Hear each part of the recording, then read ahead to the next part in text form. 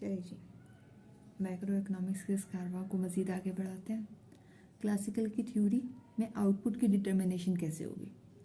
अब ये चीज़ जो है वो एक दो चीज़ों के ऊपर डिपेंड करती है। पहले हम ड्राइव करेंगे लेबर की डिमांड कैसे ड्राइव होगी, फिर लेबर की सप्लाई की तरफ जाएंगे, फिर लेबर और इन दोनों का एक मार्केट की इक्विलिब्रियम निकालेंगे। लेबर मार्केट की इक्विलिब्रियम निकलने के बाद ही हम आउटपुट को ड्राइव कर पाएंगे और उसी आउटपुट की डेरिवेशन से हम एग्रीगेट सप्लाई को ड्राइव करेंगे। ठीक है, और जब मैं ये डेरिवेशन कर लूँगी तब आपको बात समझ में आ जाएगी कि क्यों कहते हैं कि क्लासिकल्स के अंदर जो आपका आउटपुट की डिटर्मिनेशन है वो एग्रीगेट सप्लाई की तरफ से होती है, एग्रीगेट डिमांड की तरफ से नहीं। ठीक है, अब इस काम को हम शुरू करते हैं, वैसे समझ में आता रहेगा। तो बेसिकली अब हम शुरू करने लगे हैं डेरिवेशन ऑफ लेबर डिमांड। ठीक है जी,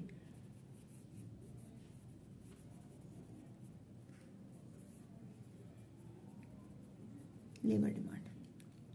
ठीक है, जिसकी बुनियाद जो शुरू हो रही है वो हो रही है आउटपुट से, यानी कि हमारे प्रोडक्शन फंक्शन से। अब हमें बुनियादी तौर पे आपने देखा हो तो प्रोडक्शन फंक्शन मैंने माइक्रो इकोनॉमिक्स के अंदर एक्सप्लेन किया हुआ है, कई बार किया हुआ है, कितने किस्म के होते हैं सब एक्सप्लेन्ड है। अगर इसकी मज़ीद तफसीलात आपको देखनी हो तो आप माइक्रो इकोनॉमिक्स की प्लेलिस्ट में जाके चेक कर सकते हैं, वहाँ पे सब कुछ अवेलेबल है। ठीक है, तो basically output is determined by capital and labour. K is basically the capital and N is the labour. अब हमने अजम्पशंस जो पढ़ी हैं क्लासिकल्स की, उसके अंदर हमारी एक अजम्पशन थी जिसमें लिखा था कि टेक्नोलॉजी और कैपिटल जो है वो दोनों कांस्टेंट है। टेक्नोलॉजी और कैपिटल हमारे दोनों कांस्टेंट हैं, तो कैपिटल इज कांस्टेंट। ठीक है, अब कैपिटल तुम्हारा हो गया कांस्टेंट।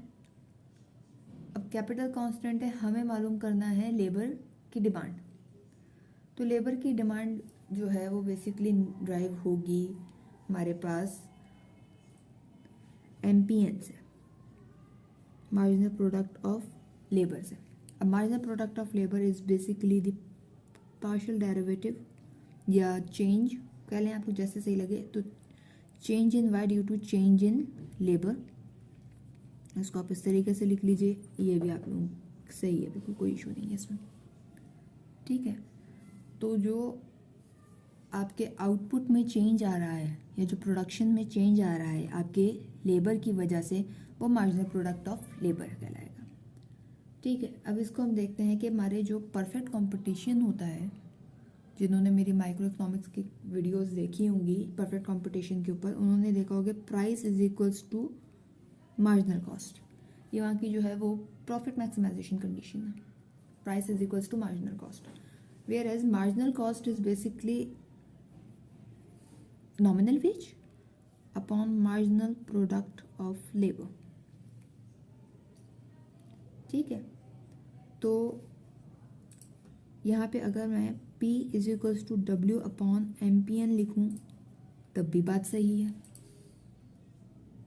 ठीक है, अब इसको मैं इस तरीके से भी लिख सकती हूँ। तो ये बेसिकली आपके इक्विलिब्रियम की एक कंडीशन है जो यहाँ पे आ रही है। ठीक है, जैसे आपके पास परफेक्ट कंपटीशन की ये एक इक्विलिब्रियम की कंडीशन बनती है या प्रॉफिट मैक्सिमाइजेशन की कंडीशन बनती है, इन द सेम वे ये भी एक तरीके की इक्विलिब्रियम की कंडीशन है। क्लासिकल्स में आपकी लेबर वाली साइड पे, लेबर मार्केट में। ठीक है, और MPN is basically your labour demand. ये सिर्फ मार्जिनल प्रोडक्ट ऑफ लेबर नहीं है बल्कि ये लेबर डिमांड भी है। ठीक है, ऑफ लेबर और लेबर डिमांड। तो अब लेबर डिमांड का कर्व कैसे बनेगा, क्योंकि हमें तो ग्राफिकल काम ज़्यादा करने हैं ना, इकोनॉमिस्ट हैं, ग्राफिकल काम भी करेंगे, मैथमेटिशियन काम भी करेंगे, तो अब इसको ग्राफ पे लेके चलते हैं मेरा ख्याल है। ठीक है, तो ग्राफिकल काम कैसे करेंगे अब इसका हम। ठीक है,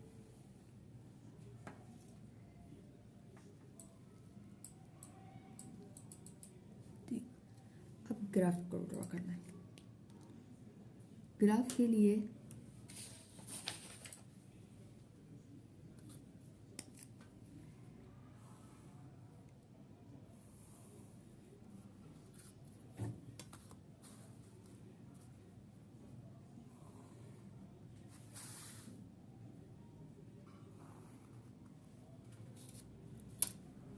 तो यहाँ पे आपका आउटपुट है और यहाँ पे आपका एन यानी कि लेबर, ठीक है। ये जो ये नीचे आपने इसी के बिल्कुल नीचे लाइन बनाई, यहाँ पे आएगा आपके पास मार्जिनल प्रोडक्ट ऑफ लेबर और एन। तो पहले हम प्रोडक्शन कर्व बना लेते हैं, ठीक है, वो थोड़ा आसान हो जाएगा हमारे लिए मज़ीद आगे डेरिवेशन करने के लिए, ठीक है। तो यहाँ से हमने ये हमारे पास आ गया प्रोडक्शन का कर्व, जिसमें हमारा कैपिटल चूँकि कांस्टेंट होता है एज पर क्लासिकल, इसलिए हमने इसको विद रिस्पेक्ट टू एन ही रखा है, क्योंकि capital all along the production function वो कांस्टेंट है। अब ये है कि हमने इसके डेरिवेटिव लिया था, मार्जिनल प्रोडक्ट ऑफ लेबर मालूम करने के लिए हमने बेसिकली प्रोडक्शन फंक्शन का डेरिवेटिव लिया था। तो अब हम ये करेंगे कि हम टेंजेंट ड्रॉ करेंगे, ठीक है। अब मैंने टेंजेंट ड्रॉ कैसे होते हैं, बिल्कुल सही कैसे होता है, किस तरीके से मार्जिनल को मालूम करना है, ये सब कुछ थोड़ा बहुत डिटेल में अभी भी कर दूंगी, मगर आपको मेरी माइक्रो की प्लेलिस्ट को चेक कर लेना चाहिए, वहाँ पे ये चीज़ और ज़्यादा अच्छे डिटेल से एक्सप्लेन्ड है, ठीक है। तो अब मैं यहाँ पे ले रही हूँ पहला पॉइंट, दूसरा पॉइंट, तीसरा पॉइंट, चौथा पॉइंट और ये आ गया लास्ट पॉइंट, ठीक है। ये मैंने इसके ऊपर जो है 4-5 पॉइंट्स लिए। मैं इन पॉइंट्स, स्पेसिफिक पॉइंट्स के ऊपर जो है वो मार्जिनल प्रोडक्ट ऑफ लेबर मालूम करूँगी और फिर यहाँ नीचे प्लॉटिंग करूँगी उसकी, ठीक है। अब मैंने यहाँ पे किया पहले के ऊपर टेंजेंट ड्रॉ और ये एक स्ट्रेट लाइन, यहाँ का एंगल जो है ये हमें मार्जिनल प्रोडक्ट ऑफ लेबर बता देगा। फिर दूसरे की तरफ गई स्ट्रेट लाइन, फिर तीसरे की तरफ गई स्ट्रेट लाइन, फिर चौथे पे गई, ठीक है, और लास्ट के ऊपर आ गई ई के ऊपर, ठीक है। अब हमें क्या नज़र आ रहा है कि सी तक स्लोप पॉजिटिव है, सी तक जो हमारा स्लोप है वो बेसिकली पॉजिटिव है, डी पे वो ज़ीरो हो रहा है, कांस्टेंट है, ई पे वो नेगेटिव हो गया, ठीक है। तो क्या है, इवन जब हम इस पॉजिटिव वाले को देखें तो पॉजिटिव वाले का स्लोप जो है वो वक्त के साथ साथ कम हो रहा है, यानी यहाँ तक वो कांस्टेंट है, बी तक फिर भी कांस्टेंट है, सी पे वो कम हो रहा है, डी पे वो ज़ीरो हुआ, ई पे वो नेगेटिव हो गया। तो इसको अगर मैं यहाँ पे ड्रॉ करने की कोशिश करती हूँ, ठीक है, पहले काम करते हैं थोड़ा सा इन पे मार्क लगा लेते हैं, थोड़ी आसानी हो जाएगी हमारे लिए, ठीक है। पहला ये पार्ट बी का आ गया, ये सी का आ गया, डी आ गया और ये ई चला गया, ठीक है। तो ई यहाँ पे आ रहा है, डी आ गया, सी, बी और ये आ गया ए। तो ए और बी तक तो वो कह रहा है कि कांस्टेंट है, तो यहाँ से यूँ अगर मैं इसको करूँ ड्रॉ, कांस्टेंट हो गया। उसके बाद जो है वो डिक्लाइन हो रहा है, कहाँ तक डिक्लाइन हो रहा है, डी तक वो डिक्लाइन हो रहा है, यानी कि ज़ीरो तक आ रहा है, इतना कम हो गया कि ज़ीरो तक आएगा, ठीक है। तो यहाँ डी है, यहाँ तक मैं इसको डिक्लाइन कर रही हूँ, ये ज़ीरो तक आ गया। फिर डी के बाद क्या हो रहा है, नेगेटिव, ये नेगेटिव हो गया। तो ये आपके पास बन गया मार्जिनल प्रोडक्ट ऑफ लेबर, यानी कि आपका लेबर डिमांड, ठीक है। ये आपके पास लेबर डिमांड बन चुका है, लेबर डिमांड को हम यहाँ पे रखेंगे, ठीक है। यहाँ पे हम कंसीडर जो है इसका ये जो डिक्लाइनिंग पार्ट है बेसिकली इसको यहाँ पे कंसीडर करेंगे, और लेबर जो होता है चूँकि एमपीएन को हमने देखा कि वो रियल वेज के बराबर है, तो हम ये कह सकते हैं कि हमारा जो लेबर डिमांड है वो रियल वेज से नेगेटिवली स्लोप्ड है, where W is your nominal wage and price is your price. तो जब दोनों को डिवाइड किया तो वो रियल वेज हो गया। ठीक है जी, ये तो हो गया हमारा लेबर की डिमांड। अब लेबर की सप्लाई करें। लेबर की सप्लाई बड़े इंटरेस्टिंग थ्योरी से ड्राइव होती है। इसमें शायद आप लोगों को नाम पहले भी सुना हुआ हो, मेरे चैनल जिन्होंने देखे हैं, वीडियोस देखी हो, जो कॉन्स्टेंटली फॉलो कर रहे होते हैं अपडेशन के लिए और सब चीज़ों के लिए, उनको इस चीज़ का अंदाज़ा होगा। Derivation of labour supply.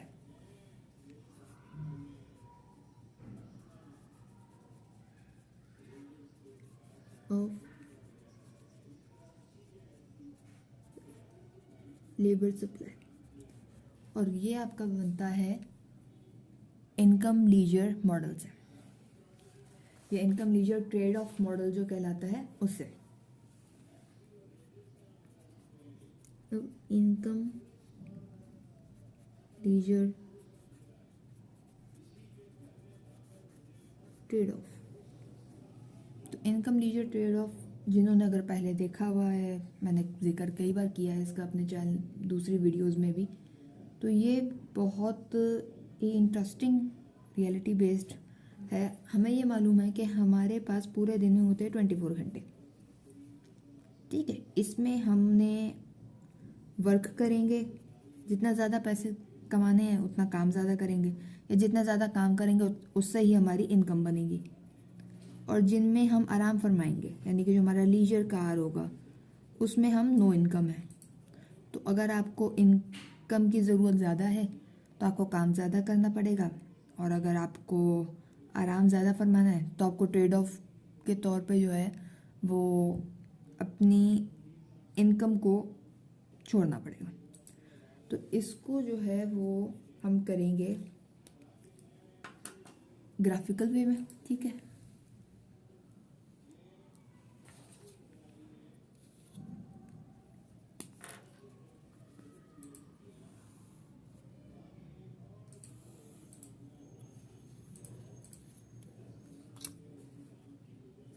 जो पहला ग्राफ है इसके अंदर मैं आइसो कॉस्ट लाइन और आइसो क्वांट बनाऊंगी इंशाल्लाह।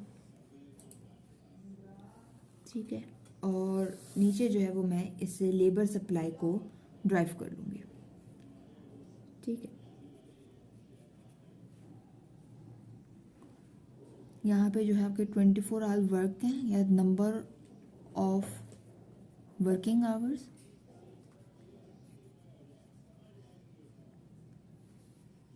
ठीक है, और नहीं सॉरी, यहाँ पे वो हैं जो कि लीजर है,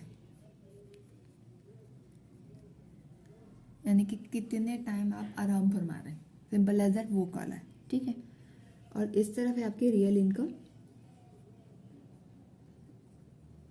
ठीक है, जो कि बेसिकली आपके रियल वेजेस हैं। ठीक है, मगर ये भी जो है ये पूरा 24 आवर्स के ऊपर है।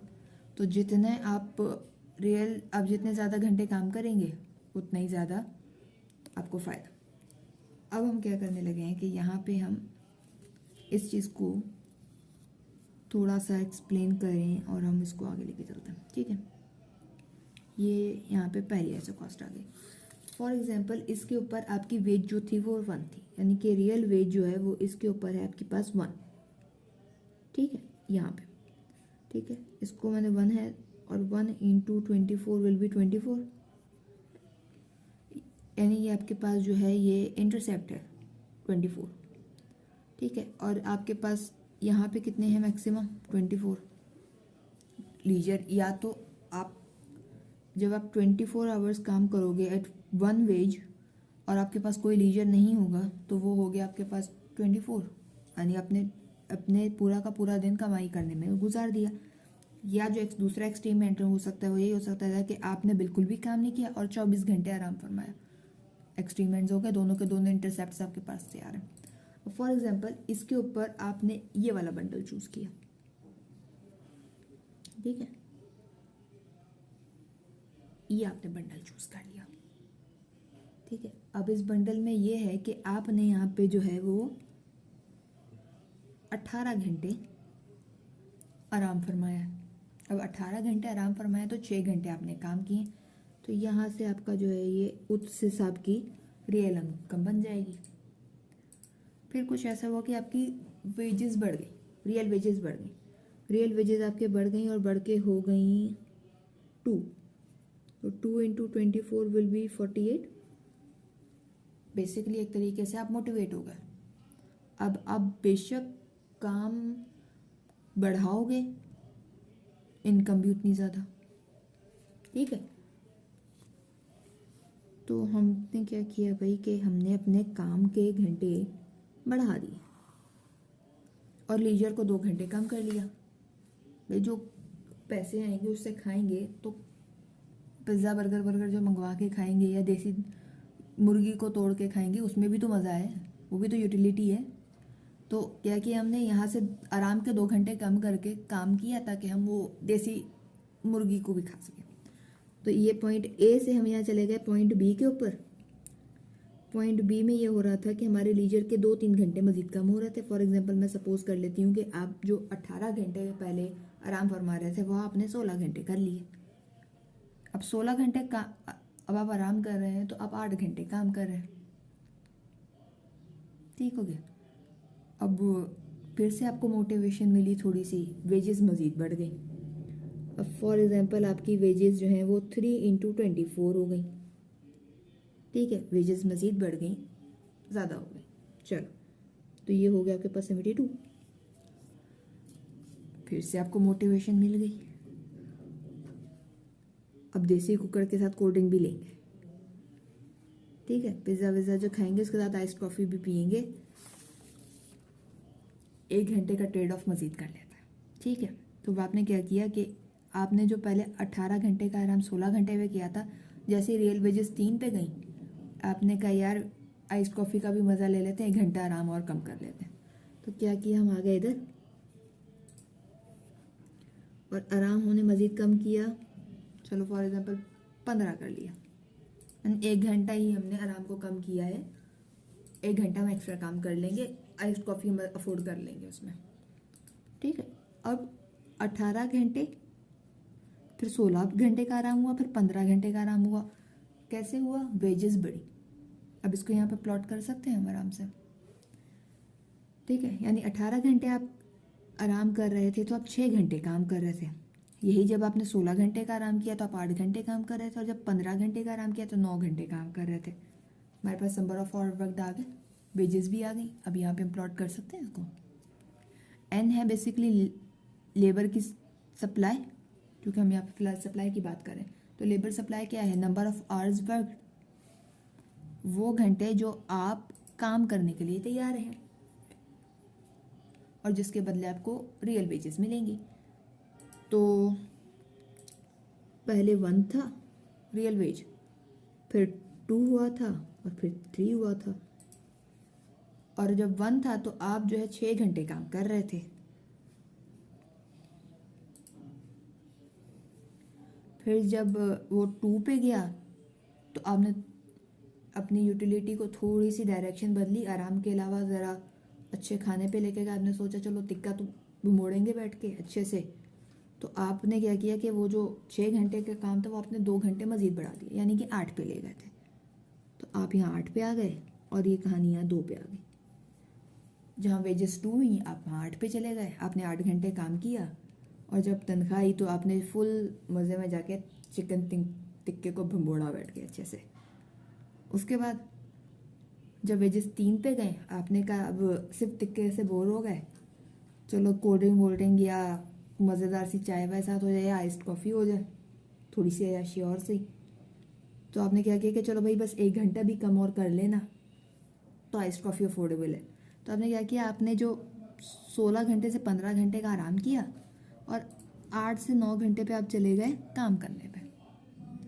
फिर जब 3 की वेज हुई तो आप 9 घंटे पे काम कर रहे थे, ठीक है। अब आपके पास 3 लाइंस आ गई हैं, इनको आप एक लाइन से ज्वाइन कर दीजिए, फ्री हैंडली ज्वाइन करना है आपने इसको बिल्कुल।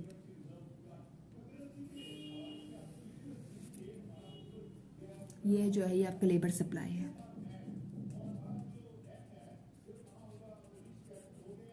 अब देखें चिकन टिक्का भंबोड़ते आइस्ड कॉफ़ी पीते पीते लेबर सप्लाई ड्राइव हो गया हमारा। ठीक है, तो अब लेबर सप्लाई से हमें क्या पता चल रहा है कि लेबर सप्लाई जो है वो आपके रियल वेज से पॉजिटिवली स्लोप्ड है। ठीक है, यानी कि लेबर सप्लाई जो है, या आप लोग इसको NS लिख लीजिए। ठीक है, is basically the function of real income and is positively related to each other. ठीक है, अब लेबर डिमांड ड्राइव हो गया, लेबर सप्लाई ड्राइव हो गया, तो इनके मार्केट को एक कर लें, लेबर डिमांड और सप्लाई को, और इनको एक करके फिर हम इसकी आउटपुट को भी देखेंगे। जी, अब हम चल रहे हैं लेबर मार्केट की तरफ। तो लेबर मार्केट का ग्राफ मैंने आप लोगों के सामने यहाँ पे रखा हुआ है।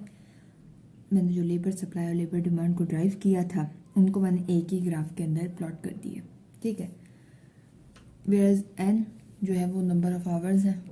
ठीक है, नंबर ऑफ आवर्स वर्कड या सप्लाई या डिमांड दोनों के एस्पेक्ट में आप लोग कुछ सोच सकते हैं। ठीक है, वेयरएज Y एक्सिस पे जो है वो रियल इनकम है या रियल वेजेस है। इसका इक्विलिब्रियम पॉइंट जो है वो है जहाँ पे ये इंटरसेक्ट कर रहे हैं, जिसको E नाम ले लेते हैं। ठीक है, इसकी रियल इनकम जो है वो W/P बन रही है, और जो इक्विलिब्रियम की आपकी एम्प्लॉयमेंट बन रही है, जो फुल एम्प्लॉयमेंट पॉइंट होता है बेसिकली क्लासिकल्स का, वो N बन रहा है। अब चूंकि फुल एम्प्लॉयमेंट है, यानी कि इतने ही लेबर जो है वो अवेलेबल थे, वो इस्तेमाल हो गए, तो अब हम इसको यहाँ से नीचे लेके चलेंगे। ठीक है, क्योंकि अभी तो हमने लेबर मार्केट का इक्विलिब्रियम निकालना है, हमने तो आउटपुट डिटरमाइन करना है, तो ये लेबर मार्केट को हम आगे लेके चल रहा है। ठीक है जी, ये आगे लेके आ गए हम लेबर को। अब आगे क्या करेंगे, इतनी जो हमारे इतने लोग जो हैं वो इक्विलिब्रियम के लिए सप्लाई और डिमांड के हिसाब से अवेलेबल हैं, इनके ऊपर हम लोग जो मैक्सिमम प्रोडक्शन कर सकते हैं हम वो चेक कर लेंगे। वो हम कैसे करेंगे, वो हम देखेंगे प्रोडक्शन फंक्शन के थ्रू। ठीक है जी, जो प्रोडक्शन फंक्शन जिससे मैंने marginal product of labour drive किया था ग्राफिकली इस वीडियो के शुरू में ही, उसके थ्रू वो कैसे होगा भाई, ये आपका आ गया marginal production function. Y is the function of capital which is basically constant and labour. यहाँ पे आपके पास N, क्योंकि कैपिटल तो कांस्टेंट है। ठीक है, और यहाँ पे आपके पास आ गया आउटपुट, और यहाँ पे आउटपुट, और यहाँ पे प्राइस। ये बेसिकली आपके पास आपका एग्रीगेट सप्लाई बनेगा। ठीक है जी, ये एग्रीगेट सप्लाई की डेरिवेशन भी साथ हो गई है।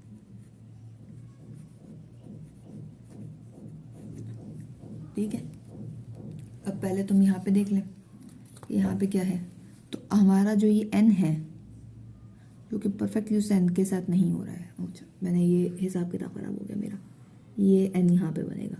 ठीक है जी, यहाँ पे नहीं, ये N यहाँ पे बन रहा है। ठीक है, तो ये N जो है ये आपका फुल एम्प्लॉयमेंट का है। ठीक है, फुल एम्प्लॉयमेंट है इसके ऊपर। अब उस फुल एम्प्लॉयमेंट आउट को अगर मैं जब यहाँ से यहाँ ट्रेस करूँगी, यहाँ पे N पे, तो ये इस पॉइंट पे आ रहा है। फिर इस पॉइंट से हमें यहाँ पे जो है हमारा प्रोडक्शन पॉइंट मिल जाएगा, यानी कि एट दिस लेबर या at this full employment labour we can produce this much of output, this much of output. अब चूंकि हमारे पास N कांस्टेंट है तो Y भी कांस्टेंट है, तो फिर कांस्टेंट Y को हम यहाँ कैसे ड्रॉ करेंगे, चूँकि हमारे पास Y भी कांस्टेंट है तो हम यहाँ Y को कैसे ड्रॉ करेंगे, हम Y को ड्रॉ करेंगे एक straight line which is going to be parallel to Y axis. ये है हमारे पास एग्रीगेट सप्लाई, ये इसको आप YS भी लिख सकते हैं। ये वो आउटपुट है जो कि आपने यहाँ भी प्रोडक्शन फंक्शन से निकाला था, ये वो आउटपुट है और प्राइस के विद रिस्पेक्ट है, और ये आपको बता रहा है कि आपका जो आउटपुट है ना वो प्राइस के चेंज होने से उसको कोई फ़र्क नहीं पड़ता है, वो परफेक्टली इनइलास्टिक है। उसको बिल्कुल फ़र्क नहीं पड़ता है कि आपकी प्राइस कम हो रही है या ज़्यादा हो रही है सप्लाई के हिसाब से, एग्रीगेट सप्लाई जो है। ठीक है जी, यहाँ पे आपकी आउटपुट की डिटर्मिनेशन तो हो गई ख़त्म, मगर हम अभी एक चीज़ और देखेंगे जो कि इसी का हिस्सा है। ठीक है, एक तो नहीं है, खैर 2-3 कंडीशंस हैं जो कि हमने यहाँ पे देखनी है, जो कि देखनी ज़रूरी भी है। तो अब पहले तो मैं ये दिखाऊंगी आपको कि अगर लेबर सप्लाई और डिमांड जो है वो नॉमिनल वेज का हिस्सा फंक्शन होता, अगर होता तो क्लासिकल्स के अंडर क्या सिनेरियो बनता। ठीक है, तो इसको एक पहले तो एक अच्छी सी हेडिंग, दैट्स अ मस्ट। ठीक है जी, तो लेबर सप्लाई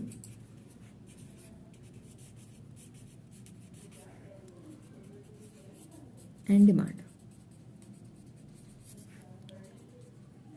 एज अ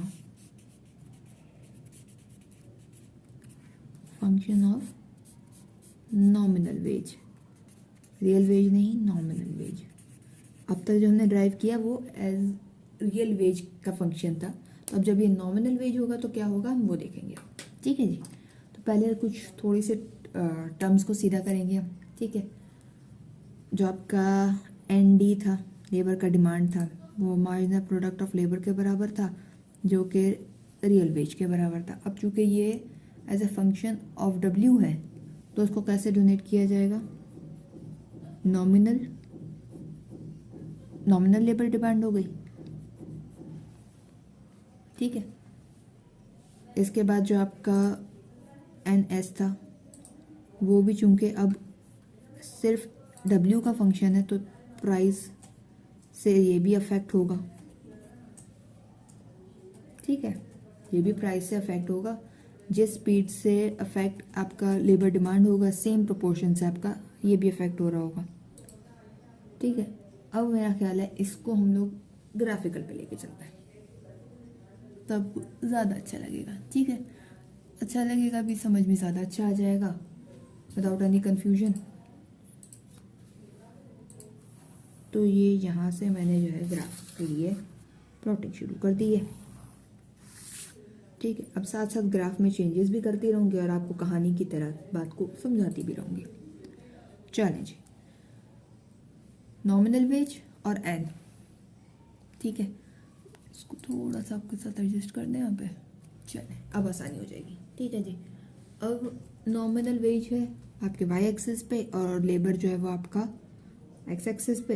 अब हमारा लेबर डिमांड भी नॉमिनल है, लेबर सप्लाई भी नॉमिनल है, तो अब इनको कैसे प्लॉट करेंगे।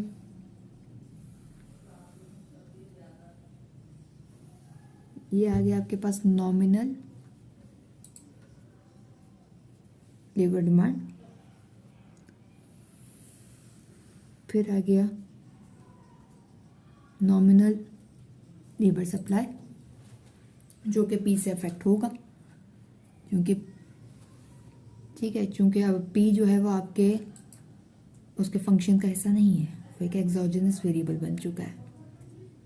अगर यहाँ से अफेक्ट हो रहा होता यानी कि ये रियल वेज होता तो फिर इससे अफेक्ट नहीं होना था, मगर चूंकि अब आपके लेबर सप्लाई और लेबर डिमांड जो वो सिर्फ नॉमिनल वेज का फंक्शन है तो वो प्राइस चूंकि एक एक्सोजेनस चीज़ हो गई है तो वो अब अफेक्ट करेगी।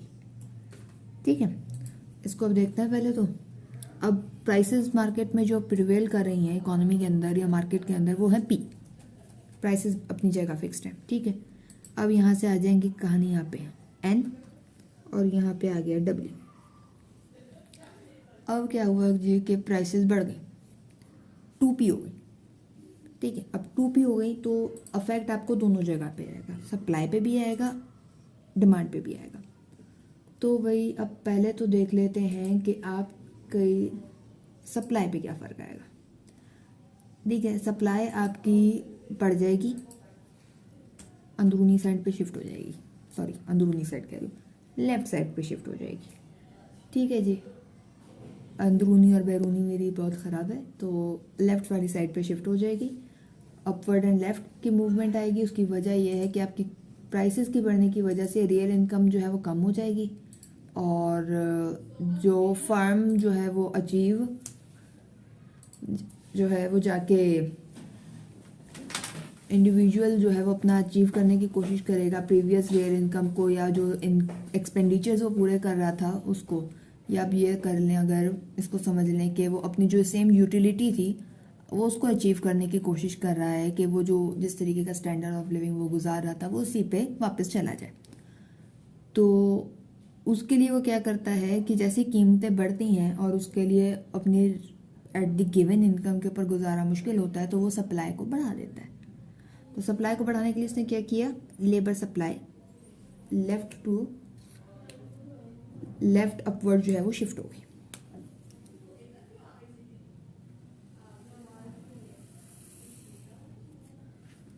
यानी कि NS2P हो गया ये, अब क्योंकि हमने कीमतों को बढ़ाया है, 2P किया। ठीक है, अब सेम इफेक्ट तो आपके एमपीएन में भी आना है।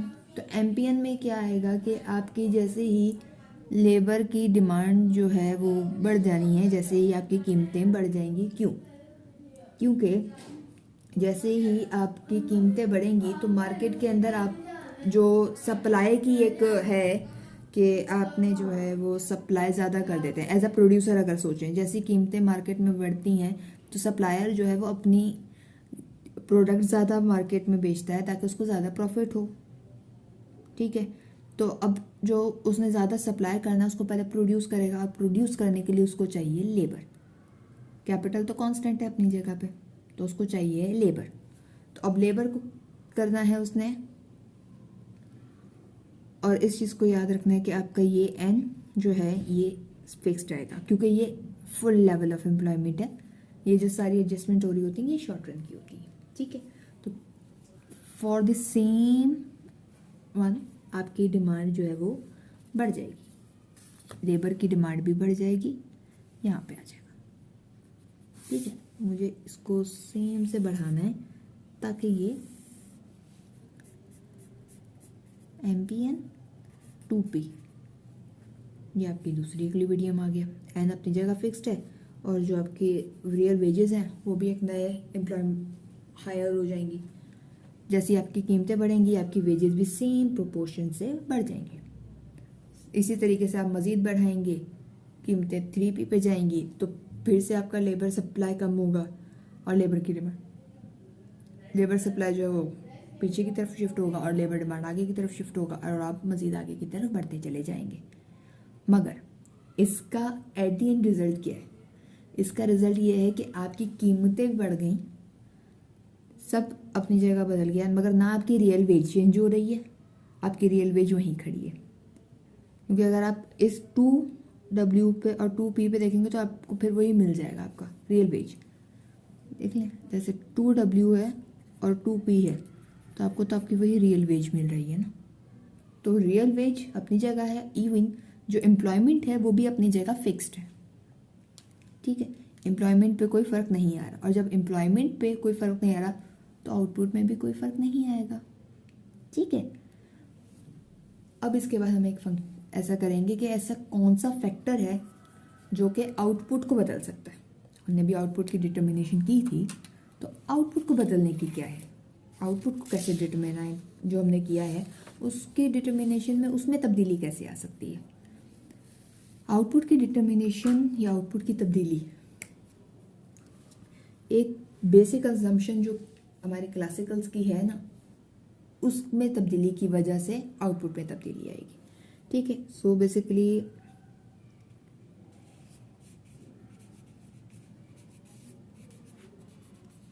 Change in output, change in output. पहले इसके लिए मैं बना रही हूँ बेसिक ग्राफ, तीनों, प्रोडक्शन फंक्शन भी, लेबर मार्केट भी, और वो हमारा जो एग्रीगेट सप्लाई था उसका भी। ठीक है, पहले मैं एक बेसिक बना लूँगी, उसके बाद मैं आपको एक्सप्लेन करूँगी कि इसमें तब्दीलियाँ क्या आएंगी, क्या क्या आएंगी, और उससे क्या क्या इफेक्ट पड़ेंगे। ठीक है जी, ये पहला, दूसरा और ये तीसरा।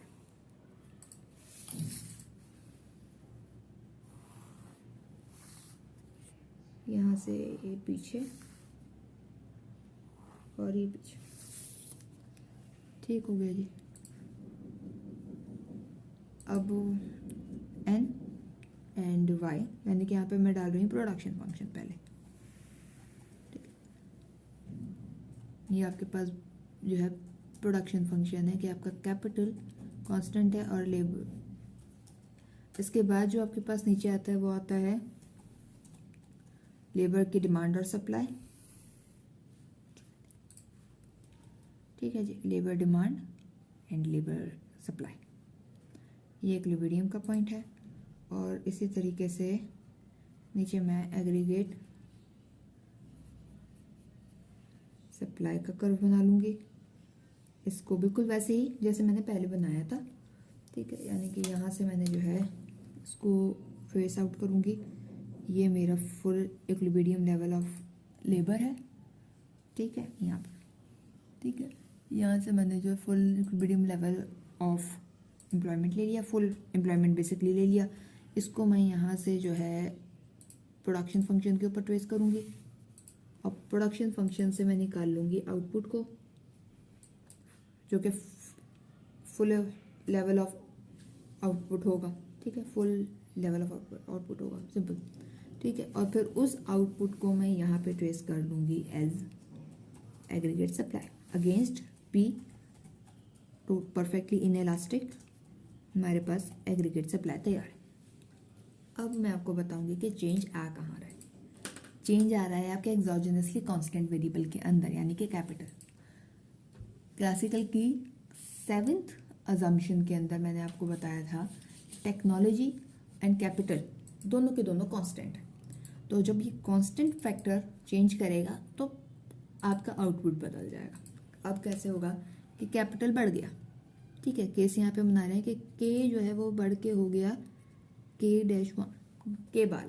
ठीक है, अब कैपिटल बढ़ गया है at the same employment level, तो क्या होगा कि आपका प्रोडक्शन फंक्शन बढ़ जाएगा। तो बढ़ेगा कैसे? ठीक है जी, अब जो मैं ब्लू से तब्दीलियाँ लेकर आऊँगी ब्लू मार्कर से, वो बेसिकली नए कैपिटल के लेवल की होंगी। ठीक है, अब ये तो आपका प्रोडक्शन फंक्शन नया हो गया, मगर अब कैपिटल जो नया आया है उस कैपिटल खुद तो काम करेगा नहीं, उसको चाहिए नया लेबर। तो जब ये यहाँ पे प्रोडक्शन बढ़ना है उसके साथ ही यहाँ पे भी तब्दीली आएगी, यानी कि आपके लेबर का डिमांड जो है वो बढ़ जाएगा और लेबर का डिमांड बढ़ते इक्विलिब्रियम पॉइंट भी आगे, रियल वेज भी आगे हो जाएगा और ये आपका नया आउटपुट जो फुल एम्प्लॉयमेंट है वो नया बन जाएगा। फिर ये नया फुल एम्प्लॉयमेंट लेवल जो है ये ऊपर ट्रेस होगा और इस बार जो अब ये ट्रेसिंग होगी ये नए प्रोडक्शन फंक्शन पे होगी। इस बात को याद रखिएगा कि अब जो ये ट्रेसिंग है ये नए प्रोडक्शन फंक्शन पे होगी, यानी कि ये एन डैश जो है ये यहाँ पे ट्रेस होगा।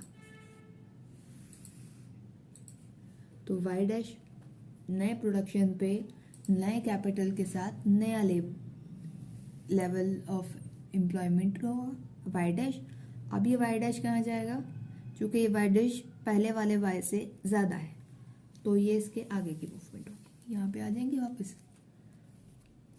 आपका वाई जो है वो आगे की मूव कर जाएगा।